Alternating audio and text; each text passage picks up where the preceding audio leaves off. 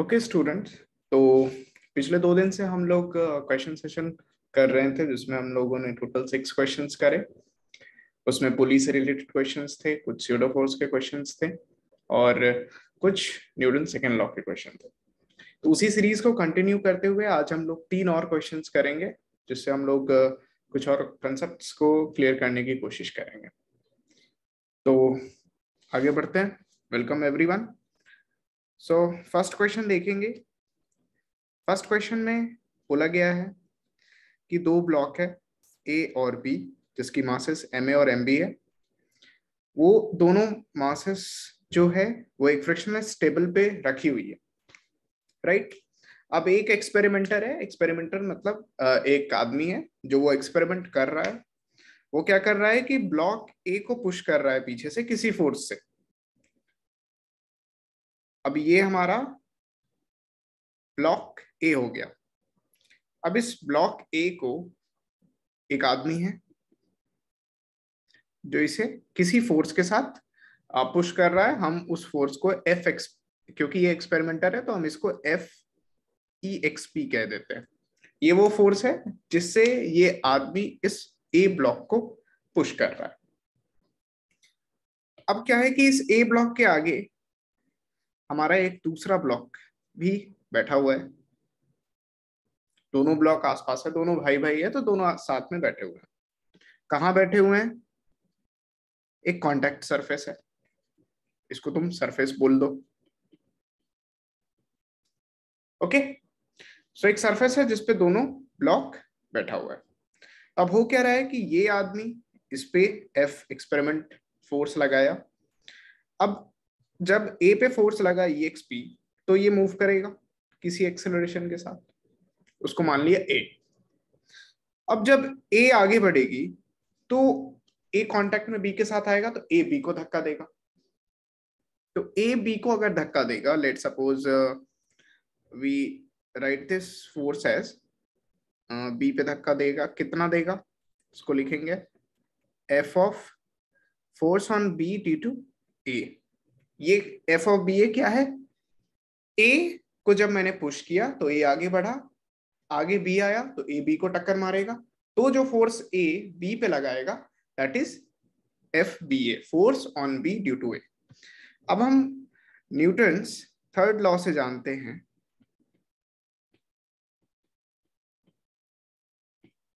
कि अगर A B को F of B A force धक्का दे रहा है तो बी भी ए को F of A B force से धक्का देगा, राइट।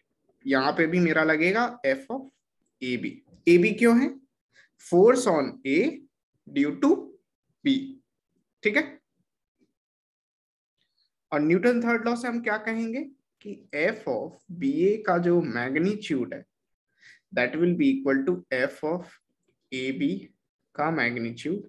उसको हम मान लेते हैं किसी एफ के बराबर है, कोई एफ है। चलो, अब तुम बोलोगे कि भैया ये आदमी जो था ये भी तो ए पे फोर्स लगा रहा था एफ ई एक्स पी, तो यहां पे भी न्यूटन थर्ड लॉ काम आएगा। नो डाउट यहाँ पे भी न्यूटन थर्ड लॉ लगाएंगे हम लोग, N T H, Newton third, H नहीं होगा यहाँ पे एल होगा, न्यूटन थर्ड लॉ। तो यहाँ पे जब हम एन लगाएंगे तो बेसिकली ये आदमी ए को कितने से धक्का दिया? F of E X P से धक्का दिया। तो ये ए भी जो है, ये ए भी अब इस आदमी पे सेम फोर्स अपोजिट डायरेक्शन में लगाएगा, मतलब कि इस आदमी पे भी F of E X P लगेगा इन अपोजिट डायरेक्शन। तो ये आप समझ गए कि न्यूटन थर्ड लॉ वहां पे भी लगेगा। अब देखो यार, एक चीज सेम है कि अगर मेरा ए बॉडी ए के साथ जा रहा है और ये बी को धक्का देगा तो फिर बी का एक्सेलरेशन क्या होगा? अगर तुम इस हाथ को इससे धक्का दोगे तो जो इसका एक्सेलरेशन है वही इसका भी एक्सेलरेशन होगा, है कि नहीं? क्योंकि दोनों साथ आगे बढ़ेगा, दोनों साथ आगे बढ़ेगा। तो अगर ए का एक्सेलरेशन ए है तो बी का भी एक्सेलरेशन ए होगा इन दी सेम डायरेक्शन। ऐसा कभी देखा है कि धक्का आगे दे रहे बॉडी पीछे जा रही? बिल्कुल नहीं। जिस तरफ तुम धक्का दोगे उसी तरफ वो भी बॉडी आगे जाएगी, तुम्हारी भी बॉडी आगे जाएगी। तो अब क्या हो गया, अब हमको सिंपल से एफबीडी लगाना है, अब हमें एफबीडी बनाना है। चलो ठीक है, एफबीडी ऑफ एफबीडी ऑफ ए क्या लगेगा, चलो ये मेरे पास ब्लॉक है, नीचे लग रहा होगा एम ऑफ ए मल्टीप्लाई जी, ऊपर लग रहा होगा एन। इस तरफ कौन सी फोर्स लग रही है इसमें, एफ ऑफ एक्सपेरिमेंट, इस तरफ लग रहा है एफ ऑफ एक्सपेरिमेंट। और इस तरफ कौन सी फोर्स लग रही है, ये देखो F of A B. F of A B कौन सी फोर्स थी, बी जो ए पे लगाएगा, क्यों, न्यूटन थर्ड लॉ के कारण। तो ये हो जाएगा एफ ऑफ ए बी, ये मेरा मास एफबीडी ऑफ ए हो गया। एफबीडी ऑफ बी बनाते हैं,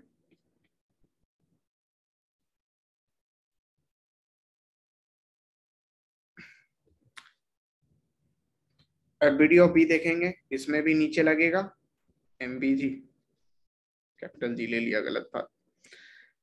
यहां पे तो एक ही फोर्स लग रहा है एफ ऑफ बी ए, जो कि इस तरफ लग रहा है, और ऊपर में N2 ले लो, ये N1 ले लो, ठीक है। इस तरफ तो यहाँ पे कोई फोर्स नहीं लग रहा है, तुम देखो कोई इस तरफ फोर्स नहीं लगा रहा है, ठीक है। तो इसमें यही तीन फोर्स रहेंगे। अब चलो, हमें एक्सेलरेशन जो है किस डायरेक्शन में है, हॉरिजॉन्टल डायरेक्शन में, और हमें निकालना क्या है, हमें निकालना है what is the force exerted by experimenter on F. मतलब कि बेसिकली हमको एफ ई एक्स पी निकालना है। हमें क्या निकालना है, F of E X P बस निकालना है। तो ठीक है, बस हमें F of E X P लगाना है, तो हम सिर्फ हॉरिजॉन्टल इक्वेशन देखेंगे, ठीक है, जो कि एक्स डायरेक्शन में लग रहा होगा, ये वाई है ये एक्स है, तो हमको बस एक्स डायरेक्शन के फोर्सेस पे ध्यान देंगे। चलो, इस वाले एफबीडी से क्या मेरा फोर्स आएगा, अब एक्सेलरेशन ध्यान देना इधर है और एक्सेलरेशन इधर है। तो एम ए इंटू ए, ये हम क्या लगाएंगे, Newton second law of motion, second law of motion. तो M A into A should be equal to F of E X P, क्योंकि ये एक्सेलरेशन के डायरेक्शन में तो ये पॉजिटिव होगा, माइनस ये अपोजिट डायरेक्शन में तो एफ ऑफ ए बी, पहला इक्वेशन। दूसरा इक्वेशन हम बी बॉडी के कारण लगाएंगे, क्या बनेगा यहाँ पे देखो, ए उस तरीके का है, तो एम बी, यहाँ पे बी ऑब्जेक्ट है, उसका अलग मास है, तो M B A is equal to, यहाँ पे तो इस डायरेक्शन में कोई फोर्स है ही नहीं, तो एक ही फोर्स बचा, दैट इज एफ पी ए। ठीक है, समझ आ गया, इसको इक्वेशन 2 लिख दो, कोई दिक्कत नहीं। एक्सेलरेशन क्यों सेम ले रहे हैं बता दिया था मैंने पहले। अब यहाँ पे देखो F P A is equal to F A B is equal to F, इसको हमें ध्यान में रखना है क्योंकि इसका यूज यहाँ पे आएगा। तो मैं क्या करूंगा, एफ बी ए को एफ लिखूंगा, तो F is equal to M B A, कोई दिक्कत नहीं। अब यहाँ पे ए क्या हो जाएगा, F upon M B, F upon M B. अब ये ए की वैल्यू हम यहाँ पे लगा देंगे, तो M A into F upon M B is equal to F of E X P, यही हमको निकालना है, minus F of A B भी क्या था, एफ ही था बाई इक्वेशन 3 लिख दो, वहां पे लिखे हुए हैं, ऊपर में जाके देख लेना। तो अब ये क्या हो जाएगा, चलो ठीक है, तो F of E X P will be equal to, यही साइड प्लस हो जाएगा, तो M A upon M B F plus F. तो एफ ऑफ एक्सपेरिमेंट क्या हो गया, एफ को कॉमन ले लेंगे, M A upon M B plus 1। Clear है, आपको नहीं लगता है कोई इसमें डाउट होना चाहिए।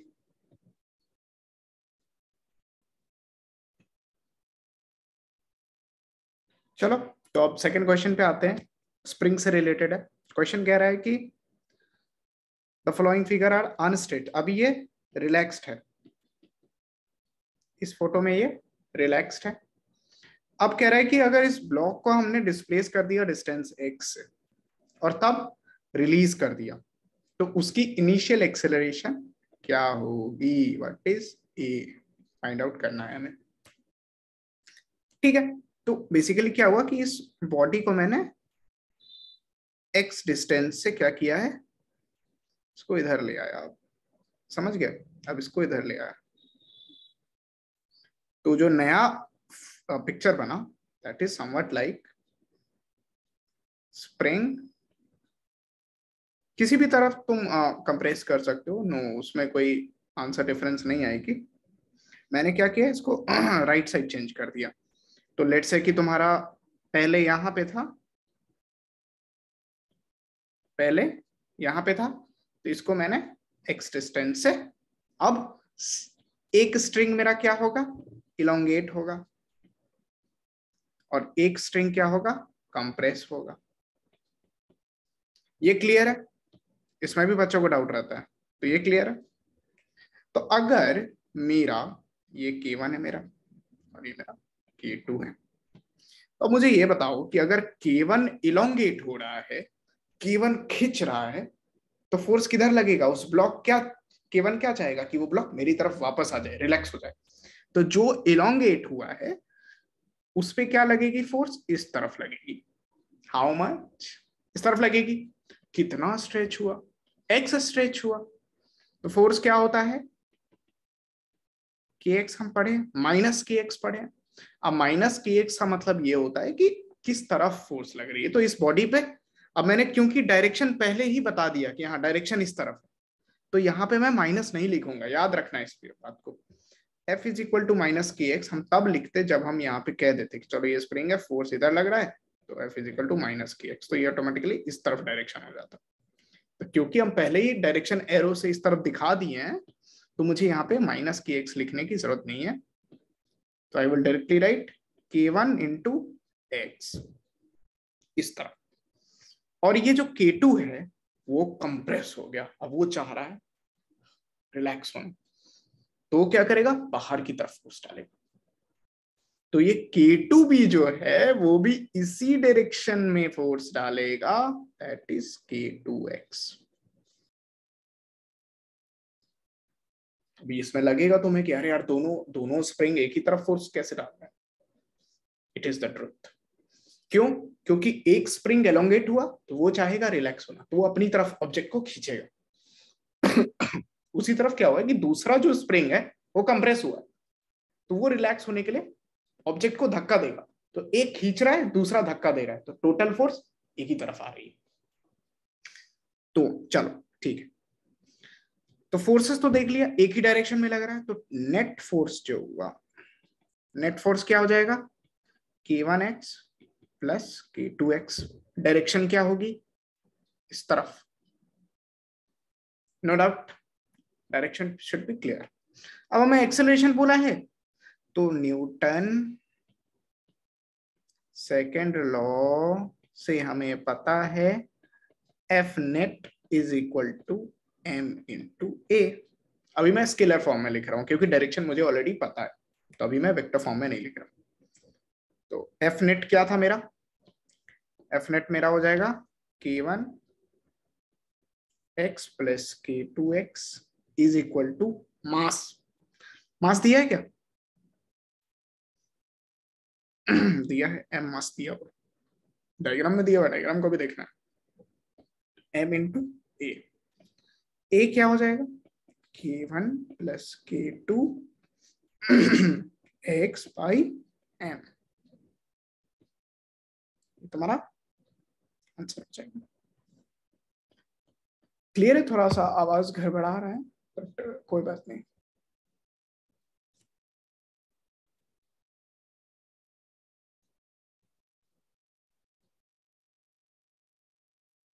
चलो इस क्वेश्चन को करते हैं। ये क्वेश्चन जो है इसमें थोड़ा स्यूडो फोर्स का भी कंसेप्ट आएगा, और रिलेटिव स्यूडो फोर्स बोलो या फिर रिलेटिव फोर्स बोलो, ठीक है, सब फ्रेम ऑफ रेफरेंस की बात है।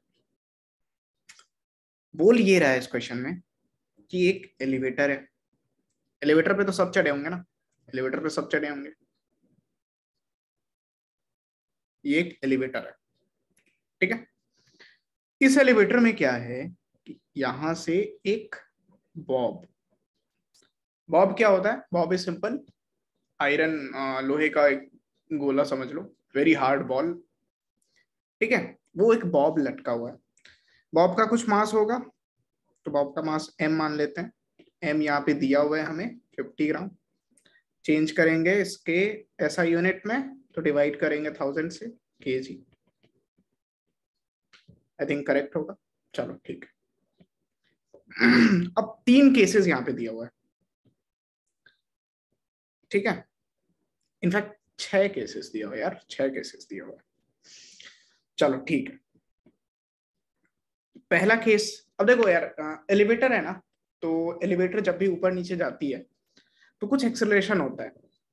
कुछ एक्सेलरेशन गेन करने के बाद जब वो एक वेलोसिटी गेन कर लेती है तो फिर वो नॉर्मल जीरो एक्सेलरेशन के साथ जाती है। बट केस मान के चलो कि एक एक्सेलरेशन है, जो एक एलिवेटर है जो किसी एक्सेलरेशन के साथ ऊपर जा रही है या फिर नीचे जा रही है, डिपेंड करता है। एलिवेटर तो ऊपर भी जाती है नीचे भी जाती है। चलो, तो पहला केस है ऊपर जा रही है विथ एक्सेलरेशन 1.2 मीटर पर सेकेंड। ये किसका एक्सेलरेशन है? This is acceleration of elevator. ध्यान में रखना, बेसिकली ये पूरा सिस्टम जो है, ये पूरा सिस्टम जा रहा है ऊपर 1.2 मीटर पर सेकेंड स्क्वायर के एक्सेलरेशन के साथ। क्वेश्चन में पूछा है कि टेंशन बताना है। What is the tension in this string?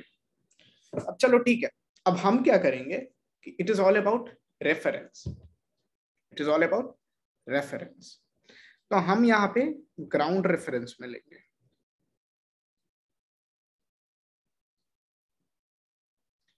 Ground reference, अब इसको ग्राउंड रेफरेंस बोलो या फिर शूडो फोर्स बोल देना, सब बराबर है। होगा क्या कि जब इस बॉब को हम लेंगे, एफबीडी ऑफ बॉब जब लेंगे, हम कंसिडर करेंगे, तो ये है तुम्हारा बॉब, मास m का। सबसे पहला फोर्स तो यहाँ पे यार तुम्हारा mg लग रहा होगा, नो डाउट mg लग रहा होगा। ग्राउंड से रिलेटिव देखना है। ऊपर लग रहा होगा टेंशन, राइट। अब तुम एक बात गौर करो, तुमने एक चीज गौर भी किया होगा कि जब तुम ऊपर से नीचे आते हो किसी एक्सेलरेशन के साथ, तो तुम एलिवेटर में तुम्हें हल्का फील होता होगा, या फिर कोई झूले में चढ़े होगे तो भी तुम नीचे आते होगे तो तुम्हें हल्का फील होता होगा। और उसका अपोजिट होता है कि जब तुम ऊपर जाते हो तो तुम्हें अपना वजन थोड़ा सा ज्यादा भारी पड़ता है। अब क्यों ज्यादा भारी पड़ता है? बेसिकली उस वक्त क्या होता है कि तुम जो एलिवेटर पे फोर्स लगा रहे हो वो सिर्फ ग्रेविटी नहीं है, इनफैक्ट वो एक सूडो फोर्स भी है। जो एलिवेटर जिस एक्सेलरेशन के साथ ऊपर जा रहा है, वो एडिशनली तुम फोर्स लगा रहे हो एलिवेटर पे, और वहां पे न्यूटन थर्ड लॉ लगता है, और वो एलिवेटर भी सेम फोर्स तुम पे लगाता है, इसलिए तुम्हें ज्यादा वेट महसूस होती है। और अपोजिट हो जाता है जब वो नीचे आती है। तो उसी चीज को हम समझेंगे कि अगर एलिवेटर अभी ऊपर जा रही है 1.2 मीटर पर सेकेंड स्क्वायर से, तो ये बॉब जो है, इस बॉब के रेफरेंस में अगर हम देखेंगे तो वो एक्सेलरेशन जो है इस बॉब पे नीचे लगती है। एक्सेलरेशन नीचे लगती है इस बॉब पे, that is your pseudo force. क्योंकि ये पूरा सिस्टम 1.2 से ऊपर जा रहा है, इस सिस्टम के अंदर जो भी चीज है उस पे नीचे लग रही है फोर्स, दैट इज ma। अब एक्सेलरेशन a है, किस पे लग रहा है a एक्सेलरेशन? बॉब पे, तो फोर्स क्या हो गया? ma। तो अब यहां से हम क्या करेंगे? सिंपल फोर्स को बैलेंस करते हैं, तो T is equal to ma plus mg। T क्या हो गया? ma plus g। अब g की वैल्यू यहाँ पे दी नहीं हुई है, बट क्योंकि हम 1.2 देख रहे हैं तो हम इसलिए कंसिडर कर लेते हैं कि g को 9.8 यहाँ पे मीटर पर सेकेंड स्क्वायर। तो तुम्हारा ए कंडीशन ऐसे बन जाएगा। समझ में आ गया? समझ में आ गया होगा। और बाकी कंडीशंस भी सेम तरीके से हो जाएंगे।